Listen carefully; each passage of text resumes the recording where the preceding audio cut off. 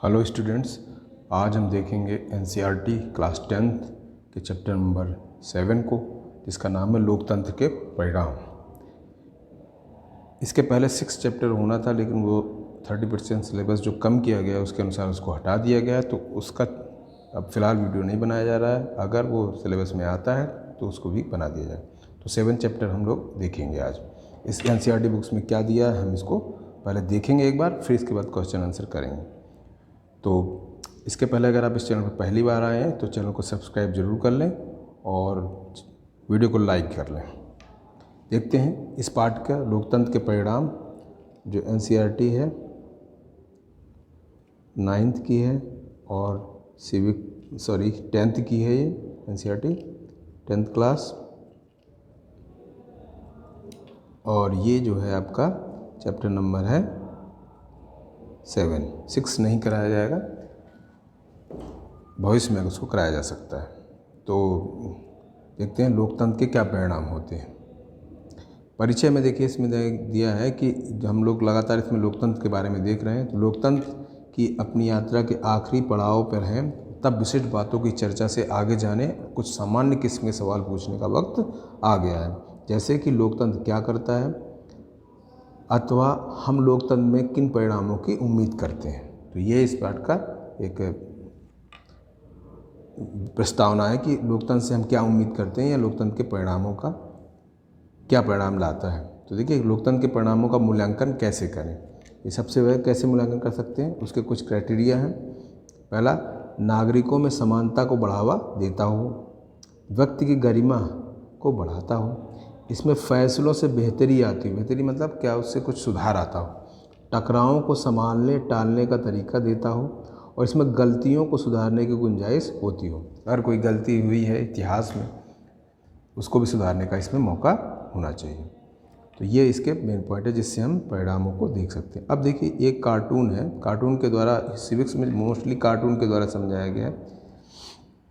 तो इसमें देखते हैं क्या विविध प्रकार के दबाव झेलना और तरह तरह की मांगों को संतुष्ट करना ही लोकतंत्र है। ये इसमें पूछें कि डेमोक्रेसी क्या यही है कि सबकी मांगें मानते रहो, सब विभिन्न वर्गों, जाति, धर्म, समुदाय के। तो ऐसा नहीं है। और कई तरह के स्टूडेंट, टीचर्स, बार एसोसिएशन, तमाम तरह के किसान, मजदूर, क्या यही है? ये एक प्रश्न है। जी हाँ, उनकी मांगों पर ध्यान देना जरूरी है और सही मांगों को आपको मानना भी पड़ता है, क्योंकि सभी लोकतंत्र में वोट देने का सभी को वयस्क मताधिकार है, यूनिवर्सल राइट है, तो वो आपको प्रभावित कर सकते हैं चुनाव में। अब सरकार की नज़र क्या है, ये कार्टून और बना हुआ है कि सरकार मोस्टली सूचनाएं तो नागरिकों की रखती है, ये गवर्नमेंट है जो दूर से भी सूचनाएं रखती है, और आम आदमी आप सरकार के बारे में बहुत कुछ जान पाते हैं। लेकिन फ़िलहाल अभी आरटीआई एक्ट जो 2005 में आया था, उसके द्वारा सरकार के बारे में जानने का हमें कुछ अधिकार प्राप्त हुआ है। इसके बाद देखते हैं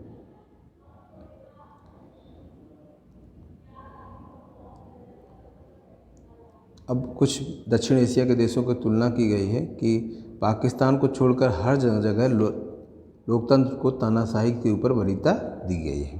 पाकिस्तान में लगभग आधे समय तक तो तानाशाही ही रही है।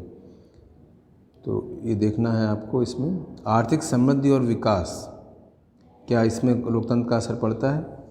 बिल्कुल, इसका भी असर होता है।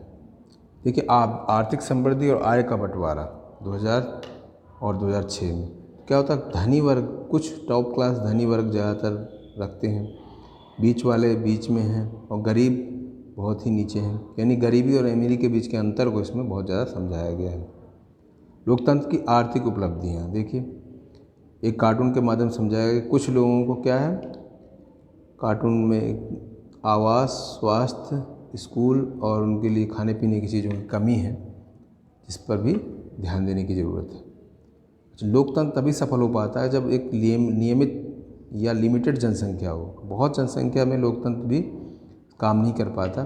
चीन और भारत जैसे देशों में लोकतंत्र आप देख सकते हैं कि वो फिर भीड़ तंत्र में कन्वर्ट हो जाता है और अव्यवस्था भी फैल जाती है। इसलिए इसका नेगेटिव पक्ष है लोकतंत्र का कि अधिक जनसंख्या वाले देशों में लोकतंत्र बहुत ज़्यादा सक्सेस नहीं रहता है।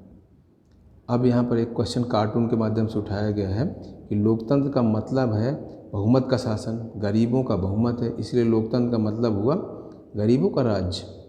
क्या ऐसा है? आप बताइए।